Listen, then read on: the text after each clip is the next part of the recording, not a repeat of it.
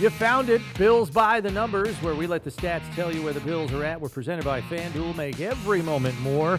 Coming up, where there is greater confidence in the roster now than in 2024, and why.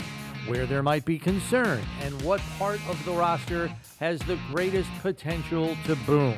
Steve is quizzed on roster addition history, and we'll have our one burning question. Ring the bell! School's out!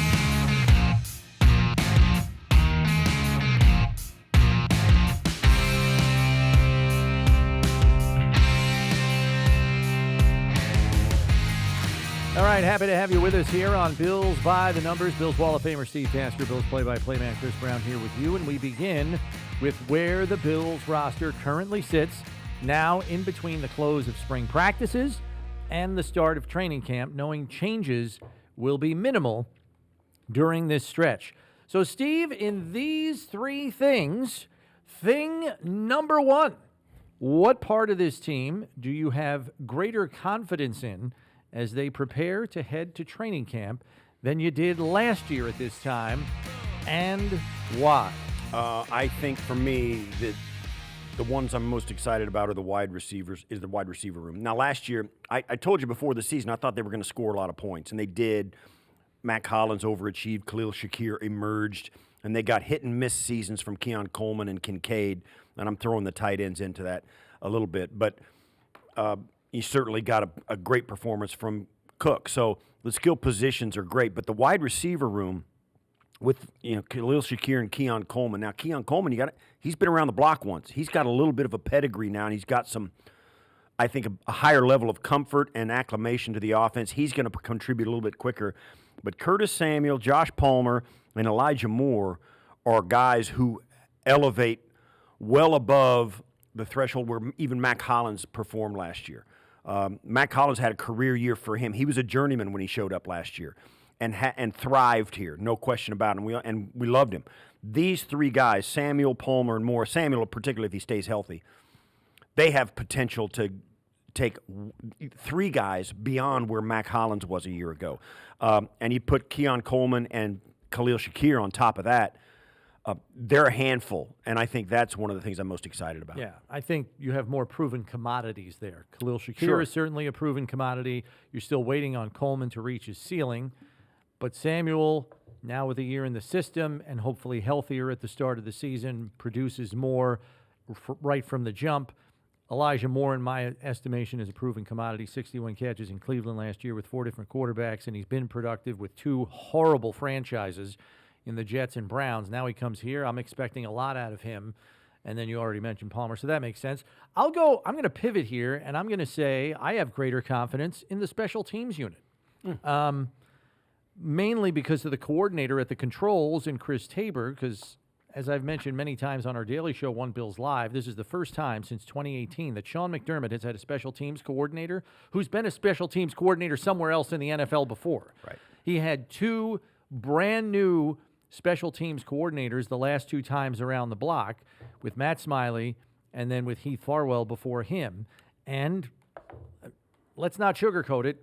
There have been some costly mistakes over the years, not only in the regular season, but in the playoffs as well, that have cost the Bills. And I think that goes away with the addition of Chris Tabor, not to mention the fact that you have a nice young core of special teams guys, Andreessen, Ulofoshio, Cam Lewis as a gunner, Codrington, who established himself as a return man, even though he's going to be part of a competition with Laviska Shenault, who's a nice addition. I even like the undrafted kid out of Virginia Tech, Keontae Jenkins, who I think is going to be a awesome special teams player as a hybrid linebacker type who's going to serve you on special teams. So I really have greater confidence in that group than I've had in the special teams unit in a long time. Thing number 2, where might you harbor some concern with regard to Buffalo's roster heading into training camp and the preseason, and maybe need to see a bit more to be assured of it? To me, it's at the same position group on the other side of the ball. It's the DBs. There's a little bit of a mishmash. Now, you go down and listen to this. DeMar Hamlin, Taron Johnson, Taylor Rapp, Cole Bishop, Trey White, Christian Benford. All those guys have played for this team and have, are acclimated to the system, Cole Bishop is the one who's the youngest, but all those guys have started games for this club in the past and had some success doing it. But then you've got Dorian Strong, Jordan Hancock, the draft picks. You just got a lot of guys. I don't know what that's going to look like. Trey White, certainly, I think in a perfect world, is an insurance policy. Yeah, But and Max Hairston starting. Right, and Maxwell Hairston is starting. That's right. But I think for all the pieces that are there, and this is exactly the same reason I like the wide receivers group, is exactly the other reason I don't like the DBs. I'm concerned about them. A lot of new guys, and with some pedigree. I mean, Maxwell Harrison's a first-round pick. He's off the charts athletically. Trey White comes back into the fold. So, you put Samuel, Palmer, and Moore, the wide receivers, and it's like Trey White, Max Hairston, and Jordan Hancock or Dorian Strong. Brandon Codrington's a great athlete, except he's a little bit tiny.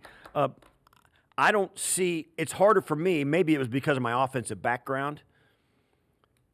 Those guys need some continuity back there. And the only one who's got it, the only two who've got it is Taryn at corner, is Taryn and Benford. Everybody else is new.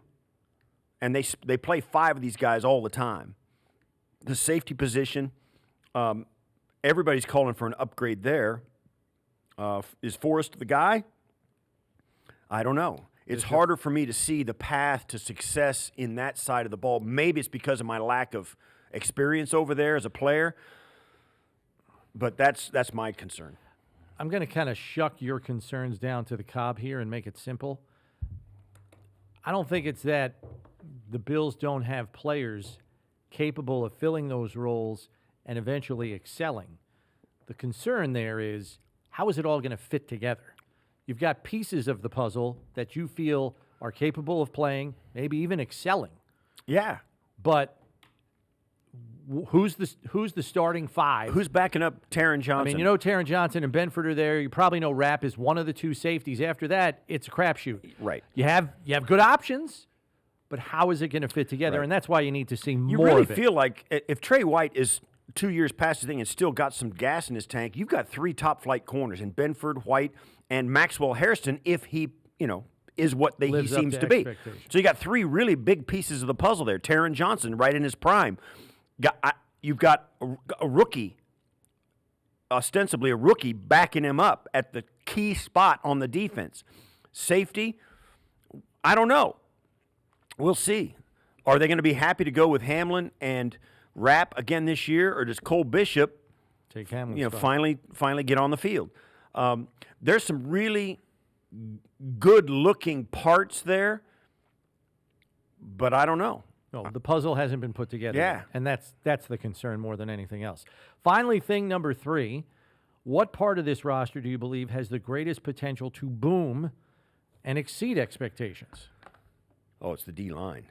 Yeah, right? Joey Bosa, Greg Rousseau, Michael Hoyt, AJ, Landon Jackson, and then down inside, Dwayne Carter, Ed, Deion Walker, TJ Sanders, Daquan, and Ogunjobi, too, if he comes back. You've got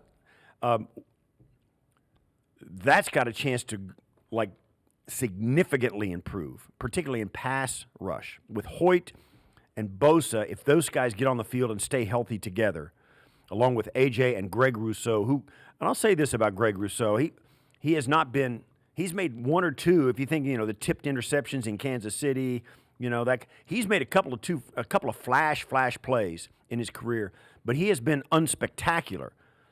But the thing you have to acknowledge about Greg Rousseau, every single year he gets a little better. Mm-hmm. He never stagnates. And the one year he hasn't leveled off yet. Right, he hasn't leveled off yet. And the one year he did kind of have he was playing with a high ankle. He was injured the whole thing. He's gotten better every single year he has played in the NFL, and he's played a ton. So all of those things mixed in is there's a chance there. Man, if they get a spark there, that could really turn things around for the entire squad. You get a defense that all of a sudden quarterbacks don't have 2.5 seconds, everything changes for the entire team. Yeah, I would agree. It's the defensive line that has the greatest potential to boom. And I think the reason why is the collection of players that they have assembled have finally given the Bills the ability to come at quarterbacks in waves. They're not just relying on one or two guys. They have the potential to come at quarterbacks in waves, both on the interior and on the edges. And I am very bullish on Greg Rousseau. I think he's going to be a double-digit sack guy this year, coming off a season that very quietly he basically had the triple crown on defense for this team. He led the team in sacks, he led the team in tackles for loss, he led the team in quarterback hits, and bonus, he led the team in forced fumbles. So that was the quietest wire-to-wire leading season you've ever seen from a defensive end on this roster, maybe this side of Leonard Floyd.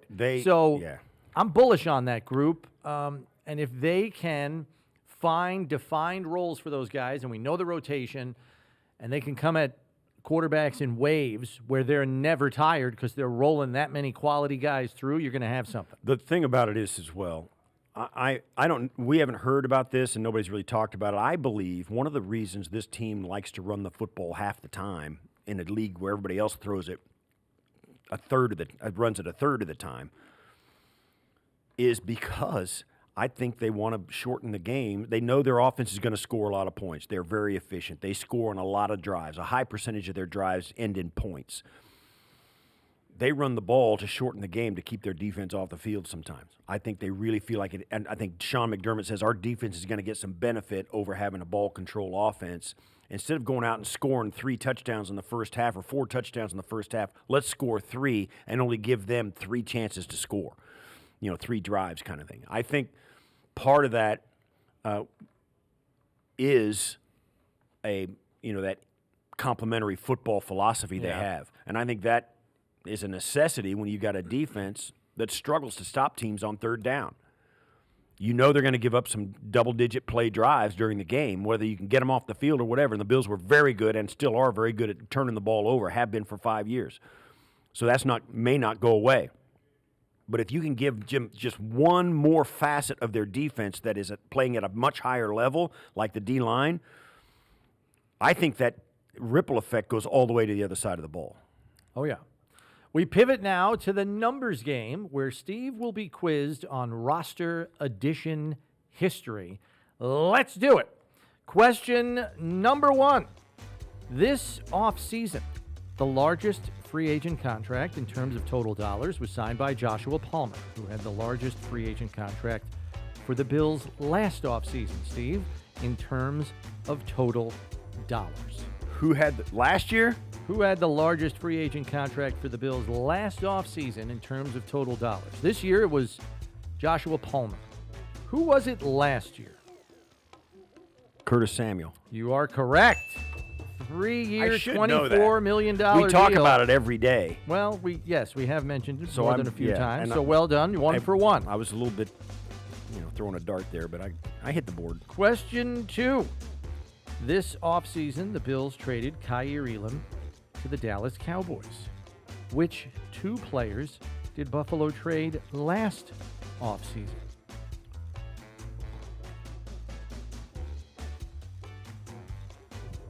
Trey White? Not Tre'Davious White. He's released him. Wow, that's a good one is obvious. Don't say that. Well, you'll kick yourself if you don't get the big one. The other one's a little more obscure. Was it Bates? Ryan Bates was the more obscure one. Yeah. You got that. I'm going to say, Steph. Yeah, Steph Diggs. Good job. I got them both. Look at that. I missed one. 2 for 2. The chance for the sweep is on. Let's go. Question number 3. This offseason, the Bills signed 3 receivers in free agency: Elijah Moore, Joshua Palmer, Laviska Shenault. How many receivers did they sign in free agency last off-season? Free agency. Mm-hmm. Oh, dude. There was a ton of them because they had to fill out they had to go to camp with 13 guys. Right. 5. It was actually 4. Do you want to try to name them? Okay, I'll try it. There's Matt 4. Collins. Correct. One was mentioned already. Curtis Samuel. Yes. I was going to say.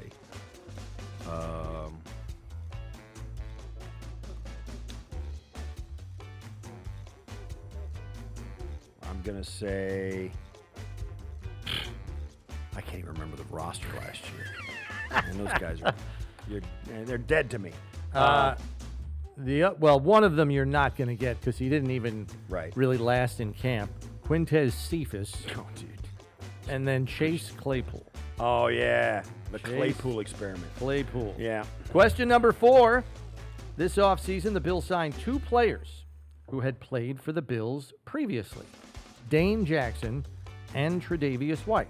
Okay. How many players who previously played for the Bills were signed last off-season? There were 2 players who previously played for the Bills that were signed during the season. Right. I'll say, was it Daquan? Not Does that Daquan. count? Nope. A player that went to play somewhere else Oh. and then came back for a second stint with the club. Now, I will tell you up front, 2 players that were signed during the season late in the year. Jordan Phillips and Quentin Jefferson, Yeah. who came off practice squads from Dallas and Cleveland, respectively. How many players who previously played for the Bills were signed last off-season? Was Micah Hyde signed? Well, he was retired, or he was out there, and then he was only signed to the practice squad, not the active that doesn't roster, count. and that was late in the year. It was not during the offseason. Not a bad guess, though. He didn't go. Let me This tell you player something. went Let elsewhere. me tell you something. That was a fantastic guess. We're talking about players that went elsewhere. So, played somewhere else and then came back for a second stint with the club. How many last offseason were signed by the Bills? 2. Actually, 1. You want to try to take a stab at who it might be? No, I was guessing at the 2. I'll say, I'll give you a hint. The person's still on the roster.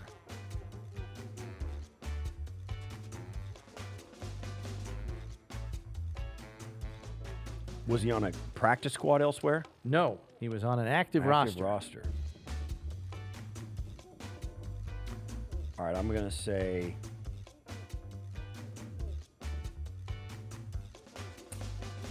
I'm looking. I'm going to say. Oh, no, I'm not going to. No, I'm not going to do it. I'm going to. People, yeah, this is good. This is a great podcast right now. Me sitting here. Reggie Gilliam. Mitchell Trubisky went to Pittsburgh for a year and re-signed here the following year. Quarterback. So that is the numbers game. You came That's out right. like a house on fire I there, know, Steve. it always happens like that. You can, Bills fans, get in on the action with FanDuel, America's #1 sportsbook. Just download the app today to play any way you want. Plus, with live betting, you'll get updated odds on games that have already started. Best of all, you get paid your winnings fast. Make every moment more with FanDuel, official sportsbook partner of the Buffalo Bills. Time now for our one burning question. What are the chances that James Cook has a new contract before the season opener? Not training camp, season opener. Give me a percentage. okay, I'm going to say, I think it's a coin flip. 50-50, you're saying. Yeah, here's the thing. When they had Motor was here, Devin Singletary, they let him play out his contract, they made him an offer, let him play out his contract. He went to free agency and hit the big home run. James Cook, I think they're going to handle the same way, except the fact that James Cook is way better than Devin Singletary was. And proof of that was Devin Singletary signed a one-year contract with Houston for $3 million in free agency. So, yeah. James Cook will do better than that. Yeah, I don't know that I would qualify it as a home run, shall we say? Oh, I thought he was with the Giants. So he signed there after he hit Texas. After the Texans, yeah. So And even then, I think that was a one-year deal, maybe a 2-year deal. It's tough. James Cook is a significant cut above Devin Singletary athletically, production-wise, skill set, the whole whole thing. thing. So, but I still think the Bills' philosophy is what it is. They'll make him an offer, a respectable offer, but it's going to be along the lines of, and people are still shaking their heads at the Khalil Shakir deal. He's getting $13 million a year, which is awesome money Well, for the Bills, it is. for the Bills, and it's good money for him too. Except that the market, I mean, That's middle market. yes, it's mid-market money, but you can bet Khalil Shakir is going to see that money and more if he stays healthy. Yeah. So it's a pretty good job on his part. Running backs are different, though. I think the Bills will make James Cook an offer, and he'll have to decide whether he wants it or not, and that's the coin flip. You got to know, if you're James Cook, if you play this year, stay healthy, you're going to hit a home run, and you're going to make $5 million doing it. Next year, you're going to be maybe the best running back available on the free agent market. What does that mean? Is it going to be significantly more than your contract the Bills are giving you now that will preempt the $5 million you're supposed to make and give you whatever right up front and all that, and then the year after and the year after? You got to do the math. Mm-hmm. And that's James Cook's going to have to sit down and sit. Will I make more killing it this year at $5 million a year, and then the next year after that and the year after that?